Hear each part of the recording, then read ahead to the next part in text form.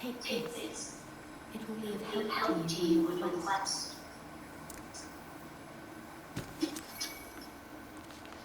Hell yeah, boys. Alright, so the Monumental gives you the Allies ring, and then he repeats himself. The Monumental gives you the Allies ring whenever you have pure white character tendency. Pure white character tendency gives you a boost on your damage, it gives you a boost on the amount of health that you have. It just gives you a boost on everything, and it's for being the goodest boy.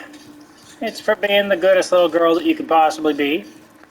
The only real way to raise your character tendency is to kill the black phantoms that are in pure black world tendency at every given world. So if you've died in body form 7 times, then you'll be in pure black world tendency. A primeval demon would show up, and they drop colorless demon souls every time, which you can use to upgrade weapons and armor, like, you know, this large brushwood shield here, and the white bow +5, stuff like that. So special stuff. And so yeah, that's what this does. That's what this does and everything. The Allied ring itself, I think it just helps out. I think it helps out friends. I think it helps out blue phantoms or whatever. It helps it out whenever you're going co-op or you're helping somebody else out. Let me see. Allies ring. Sirius blue ring received from the Monumental. It increases attack power as an ally phantom. This ring forges human ties by encouraging its bearer to aid the warriors of other worlds, thereby helping themselves in turn. This is in accordance with the wishes of the last living Monumental. The foe's ring is its counterpart. So, cool stuff, right? Real neat shit. I don't really give a shit about it, but it's all part of the thingamajig, right? Yeah. I just got to get one last ring, the foe's ring, and the only way to get the foe's ring is by just killing a ton of innocent people until I get my character tendency all the way to pure black. Then I have to go to the Tower of Latria, World 3-2, and I gotta let Yurt, the Silent Chief, out of his cage. And once I let Yurt, the Silent Chief, out of his cage, then Mephistopheles will show up here in the Nexus, and Mephistopheles will have us kill even more innocent people.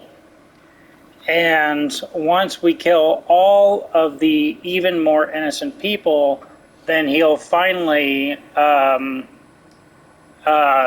try to kill us himself, and on his body we will find the foe's ring, which is the last major ring in the game, completing that achievement and everything. I'm still here on New Game Plus. I've done all the worlds except for 5.3. So it is the way that it is. Anyways, I steered you wrong earlier. I steered you wrong in several ways earlier, actually, which shouldn't surprise you at all, you know. I steered you wrong in quite a few ways. All right, way number 1 that I have steered you wrong. I made the Insanity Catalyst. You guys remember whenever I made the Insanity Catalyst? This stupid thing? Yeah, I made the Insanity Catalyst, and of course I made it from the demon soul that comes out of 3.3. And I made it out of the demon soul that comes out of 3.3 because I think in the original game there was a trophy dedicated to making every unique weapon in the game. So that would have been part of the trophy. However, that trophy doesn't exist in the remake. So this is useless. And that makes it particularly bad because there's a miracle that you can get from Saint Urbane that needs a the soul of the archdemon of World 3-3. And there's a spell. And I think that there's like an additional spell from Yuria the witch over here. So because I've steered you wrong, I'm having to take this punishment. And the punishment is that I have to finish not just New Game Plus 1, which I'm currently on, but also New Game Plus 2 to get another soul from 3-3. Then I'm going to have to go ahead and start New Game Plus 3 just to get another soul from 3-3. It's going to be a big pain in the ass to me. But yeah, hopefully you weren't following this video to video like a guide. If so, I'm sorry. I warned you that I'm very stupid, so there's that. You know, you should have heeded my warnings. I mean, come on. I'm a very stupid man. I have failed at nearly every single thing that I've ever tried. So, you know, keep that in mind. There was another way that I steered you wrong, I think. Oh, there was another way that I steered you wrong. You remember how I went around in pure Black World Tendency, and then we killed all of the Black Phantoms of every single person? We went to World 2-2, and we killed Black Phantom, Scurver, the Wanderer. We went to World 1-1, and we went and killed Black Phantom, Executioner, Maralda. And then we went to World 3-1 and killed Black Phantom, Brigiel, etc., etc. We killed all the Black Phantoms. You remember that? That was a fun time for everybody. But whenever we killed Executioner Maralda, we did it by simply allowing her to fall off of the side of the stairs, and that was something that I did off camera because I was just checking to see that she was there. Yeah, that doesn't count as a kill. And then we killed pretty much all of the rest of them, basically with the Poison Cloud spell. Yeah, that doesn't count as a kill either. That doesn't fucking count. I steered you wrong. So, if you'll see here, you'll see that I've got one shining thing, World 5, Valley of Defilement. It's still in pure White World Tendency, but the rest of them aren't. Now with the Shrine of Storms, that makes perfect sense because I was very close to leveling up, and so I went to 4-3 to the boss arena, and I just smacked around a couple of manta rays, and I forgot to take my own life in the Nexus. So I was still in body form, therefore I died, therefore I'm no longer in pure White World Tendency there. I'm not too torn up about it because I'm going to have to go through the game 100 more times to get all the damn ceramic coins anyways. Because of my own stupidity, because of the whole making the insanity catalyst thing. So yeah, that's you know, one thing. But all of the rest of them are not in pure White World Tendency because I had to redo them. Because I had to go into the Boletarian Palace, I had to make it pure Black World Tendency, and I had to fight everybody pure Black World Tendency, all of the Black Phantoms. I had to fight them mano-y-mano. I had to square up, and I had to take them down with my hands, with my feet, with whatever weapons, with whatever spells. I had to take them down fair and square. And that was the only way that I was going to raise my character tendency to this pure white status where I just got the allied ring. That's the only way to do it.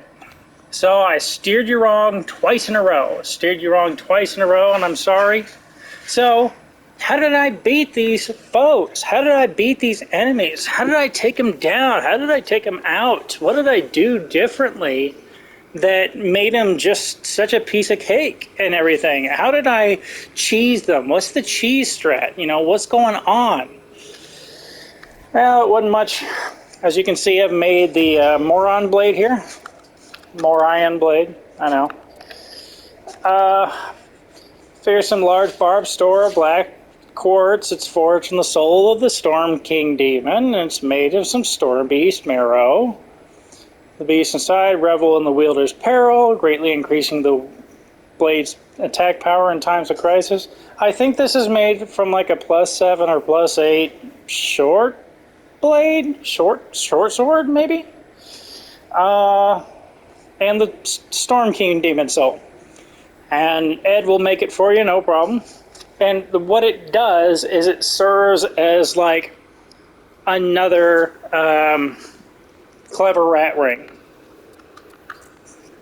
So our good friend, the clever rat ring, the attack power rises when the HP is at 30% or lower. Well, the Morion blade does the exact same thing. So the beast inside revel in the wielder's peril, greatly increasing the blade's attack power in times of crisis. So it basically takes what was the additional strength from the clever's rat ring, and then it doubles it. So now I'm at 160 times strength. You know, 160% strength, give or take. Actually, I don't know. I don't know. Like, is it doubled? Does it double your strength? Does it? I don't know. But those two things, I combine those two things, and that's about it. That's a wrap. Then I get a bunch of these fresh spices, and I get out there, and I just hit them with a ton of these, man. With a ton of soul rays. Maybe I'll hit them with a couple of homing soul arrows while I'm backtracking. That's about the full extent of it. Scurver, he's supposed to be like the one with the most HP. He's supposed to be like really deadly. Scurver went down like a bitch, dude. All I did was just soul ray him the whole time. He didn't even get the chance to do anything. He's supposed to clap back. He's supposed to hit you with some spells of his own, and if you dodge around long enough, he'll run out of MP and he'll have to, you know, fight you man to man. But instead, it was just soul arrows, nothing but soul arrows, man, or soul rays. So I just hit him with a ton of those after activating the Clever Rat's ring, and I activated it with the Magic Sword Makoto just by letting it hurt me until the little rat ring icon shows up below your stamina meter up there. So that was that. For Executioner Meralda, if you keep running away until you're all the way to the Archstone teleporter thing that gets you back to the Nexus, if you run away until you're all the way there, she'll start backing up and going back towards the staircase where she came from. So use that to your advantage to hit her with a bunch of shit, man. Just a bunch of projectiles until she keels over. No problem. Ridyell was pretty much the same way. I just hit him with soul arrows and I kept backing up and he never got the chance to do shit to me.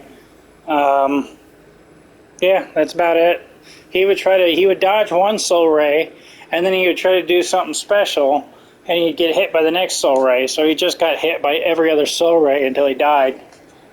So, not too big of strats, man. Just Clever Rat's ring, Morion blade, and just fucking laying the smackdown on him with one of the most powerful spells in the game. That's about it.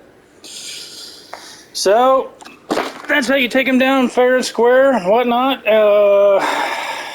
But I gotta use the restroom, so I'll let you guys go.